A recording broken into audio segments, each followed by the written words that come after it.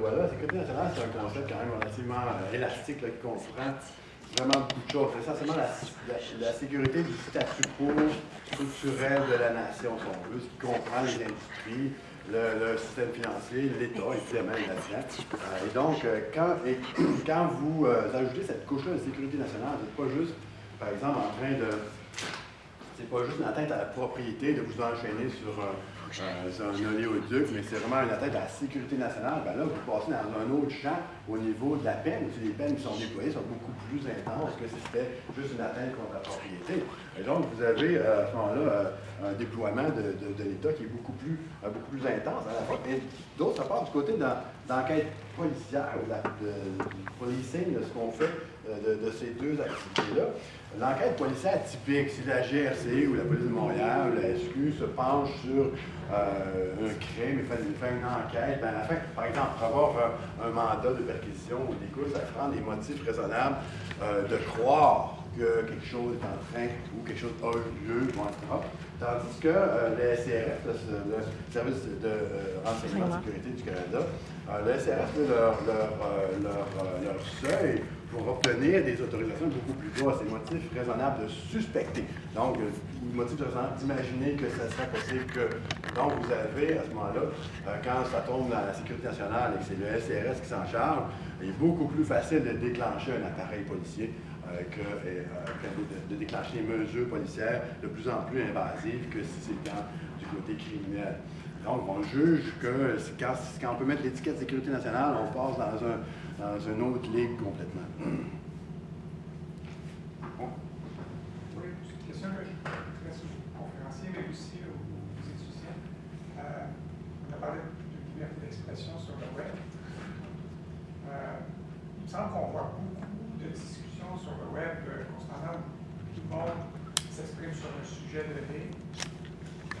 On a vu que souvent, les radicaux vont s'y exprimer, des incitations à la violence, toutes sortes de discours. Puis il y a une tendance, sur les blogs, dans toutes sortes de contextes, à vouloir censurer cette expression. Il y a beaucoup de gens qui, maintenant sur le web, disent non, il faut arrêter ces discussions-là parce que c'est discriminatoire, parce que c'est pas acceptable.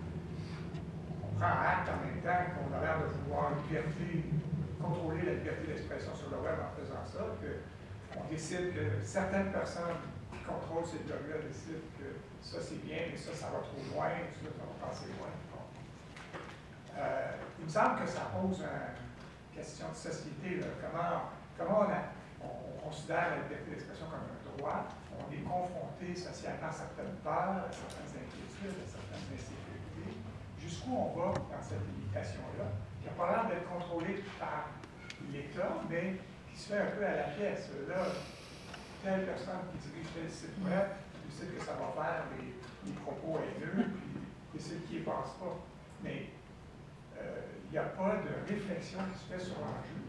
Il me semble que c'est une question importante, parce que si on laisse aller ça, ce lieu privilégié de la liberté d'expression, exceptionnel, jamais dans l'histoire de l'humanité, plus un lieu où s'exprimait de façon massive, injecter des institutions d'expression, ben, on sent qu'il y a toutes sortes de volontés de resserrer ça, et justement, ça encourage le deep web, ça encourage les gens à se déplacer vers des lieux dans lesquels la liberté va s'exprimer, mais où elle est plus sociale, elle est plus citoyenne. Donc, je pose cette question-là parce que c'est préoccupant, il me semble, de savoir qu'on censure de plus en plus au nom d'un idéal de sécurité sûrement discutable aussi. Il y avait hier dans le Journal de Montréal, pour que je sois lectrice assidue, un commentaire de mon collègue Pierre Trudel de l'Université de Montréal, qui est spécialiste de la liberté de presse, médias, communication, etc. Sur cette volonté du gouvernement québécois d'entrer dans la charte, la longue définition là, de ce que serait le propos haineux et de quelle nature serait-il lorsqu'il serait interdit. Et donc là, c'est important de comprendre qu'on n'est plus en droit criminel. C'est plus un crime, c'est une interdiction qu'on pourrait appeler ordinaire, dans le sens que si tu mets au défi cette interdiction, tu peux être condamné civilement pour une somme de dommages Bon, peu importe. Et l'essentiel de l'argument de Pierre, c'était un peu dans le sens où vous intervenez, qui va décider? C'est vrai, il faut croire qu'il y a un comptoir de service, là, il y a un guichet de service qui s'appelle la Commission des droits de la personne. Et le risque, évidemment, c'est qu'on a réglé nos comptes au guichet des droits de la personne en utilisant le langage du droit, hein, qui dit « Ah, c'est un propos haineux ». Tout ça au nom d'un plan de lutte contre la radicalisation, alors que le mot radicalisation n'est pas là, dans la Charte des droits et libertés. Et Trudel dit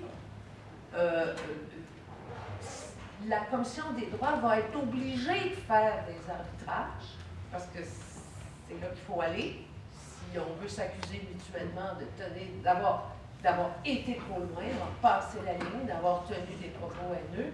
Mais au fond, est-ce que c'est pas un peu un bureau de censure accidentel? Parce que la mission, c'est d'arbitrer les crimes haineux, ou les propos haineux.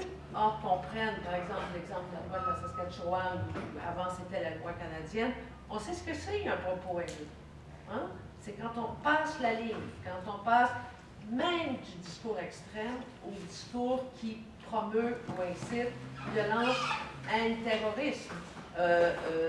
Alors, pourquoi il faut en rajouter une couche et faire apparaître un nouvel arbitre? Donc, oui, le risque que vous évoquez, c'est la raison pour laquelle la Ligue s'est totalement inscrite contre cet amendement, parce que c'est une boîte de Pandore à un moment où la liberté d'expression est sous haute surveillance, alors qu'elle est fondamentale. Je pense qu'on va être obligé d'arrêter ici parce que nous étudions un cours bientôt dans 5-6 minutes. On ne veut pas les faire.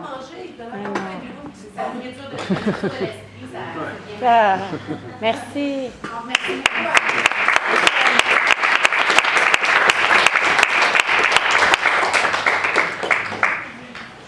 J'aimerais ça faire une photo de vous trois, même vous quatre, avant que je parte.